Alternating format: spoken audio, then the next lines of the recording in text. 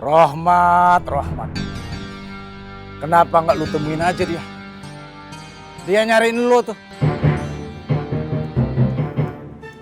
Oh iya, gua tahu.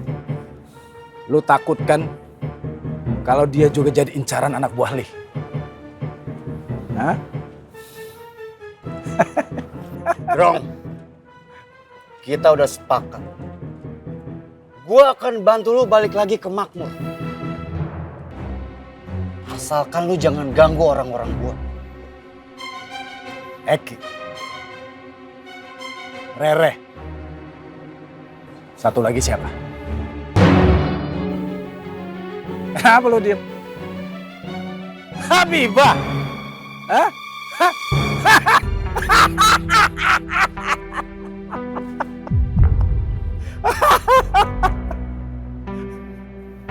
Lu ternyata benar-benar jadi lemah karena perempuan. Mat.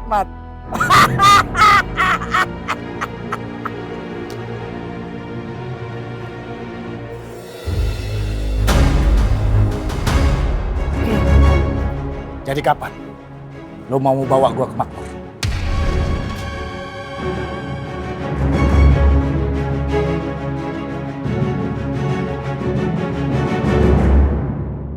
Terima kasih sama semuanya.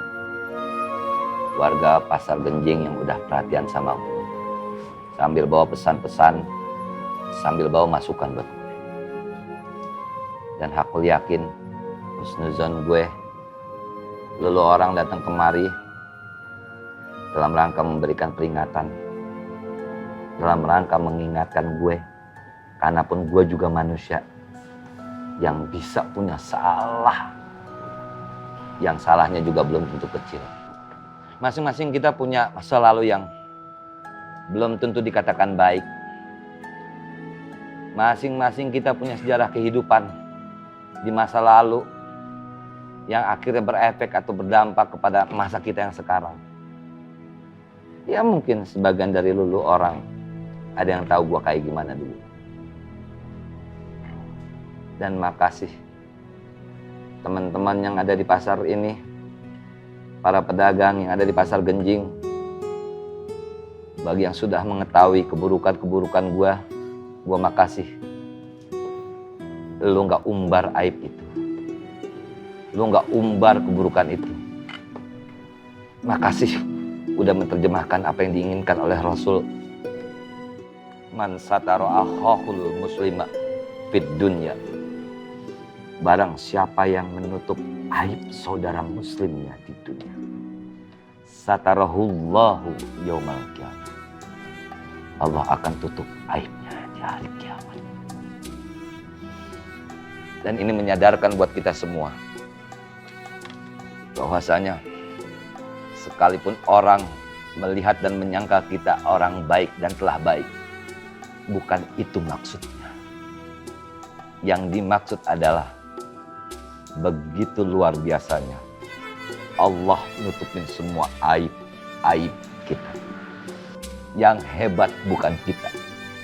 Yang hebat adalah Allah menutup semua aib dan keburukan. Mau sombong kayak apa lagi? Ya, ini adalah ujian buat kita. Jangankan orang yang baru mau hijrah, orang yang hijrah pun akan selalu diberikan ujian sama Allah. Orang yang sudah menjaga sholatnya, puasanya gak akan pernah berhenti diberikan ujian oleh Allah. Dan terus. Gue dikasih ujian. Apoi zolim, apoi perampok, apoi pembohong. Berbanding terbalik dengan apa yang Apoi sudah sampaikan kepada teman-teman di Pasar Genjing. Dan buat gue ini adalah ujian. Dan berharap untuk kita semua ini adalah ujian. Al-Insyirah ayat 5. Fa inna ma'al usri yusra. Allah sampaikan, maka sesungguhnya bersama kesulitan di situ ada kemudahan. Diulang lagi sama Allah di ayat selanjutnya, ayat ke-6. dengan perkataan atau pernyataan yang sama. Inna ma'al usri yusra. Kalau udah ada kata inna, Allah gak main-main. Sesungguhnya diulang lagi sama Allah. Bersama kesulitan, itu ada kemudahan. Jadi jangan pernah mundur dalam rangka bertobat. Jangan pernah menyerah untuk terus menggapai ridha Allah. Semoga kita semua termasuk golongan-golongan yang tidak gampang menyerah untuk mendapatkan ridha Allah. Amin. Amin ya Allah. Amin. Tadi gua dengar ada yang nanya masalah rahmat. Rere,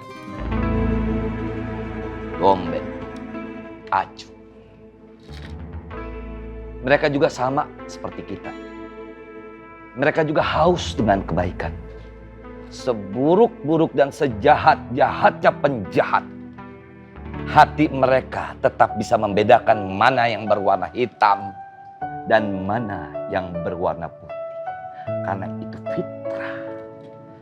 Maka jangan sekali-kali kita memandang yang jahat akan tetap jadi jahat selamanya. Begitupun yang baik akan baik selamanya. Ada Allah yang maha membolak-balikkan hati manusia. Baiklah kita menganggap diri kita baik. Tapi ketika Allah mentakdirkan kita untuk menjadi jahat, mau ngomong apa? Ajak mereka, rangkul mereka, masukkan ke dalam barisan kita. Karena berdakwah itu merangkul, bukan memukul. Berdakwah itu mengajak, bukan menginjak. Berdakwah itu berdamai, bukan mencerai-berai. Berdakwah itu bermuka manis, bukan sinis. Berdakwah itu memikul, bukan memacu. Berdakwah itu mengajar, bukan menghajar. Karena itu adalah akhlak yang diajarkan oleh baginda Rasulullah sallallahu alaihi wasallam. Ayo, kalau masih jadi manusia, jangan merasa jadi malaikat yang paling benar. Kalaupun memang kita mengajak mereka atas kebaikan, bukan karena ingin dilihat oleh manusia. Karena baik tidak cukup di mata manusia. Tapi baik yang hakiki adalah baik di mata Allah. Amin. Amin. Ya Allah. Termasuk sahabat kita juga. Tadi ada yang mempertanyakan. Kita lihat bagaimana Allah membuktikan kekuatannya, membuktikan kekuasaannya. Bagaimana takdir Allah luar biasa. Yang kita lihat langsung dari sosok saudara kita. Gitu. Buat S. Gua nggak ngomong sama dia sebelumnya. Tetapi secara spontan dia akan menjawab. Bagaimana Allah dan Rasul mengatur hidup kita. Diego. Saya. Bintang di peci lu kemana? Ada dong. Ini. Karena yang namanya kebaikan gak boleh diumbar-umbar depan manusia. Cukup yang tahu kita sama Allah.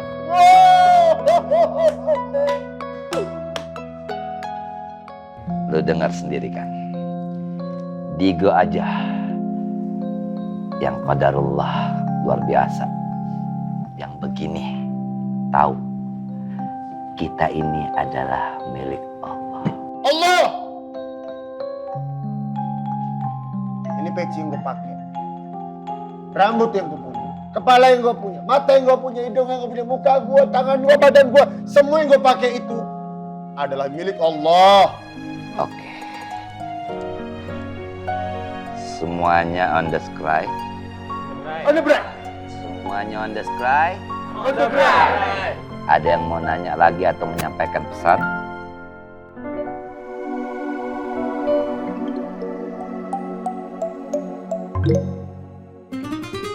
Kalau nggak ada lagi, gue cuma pesen.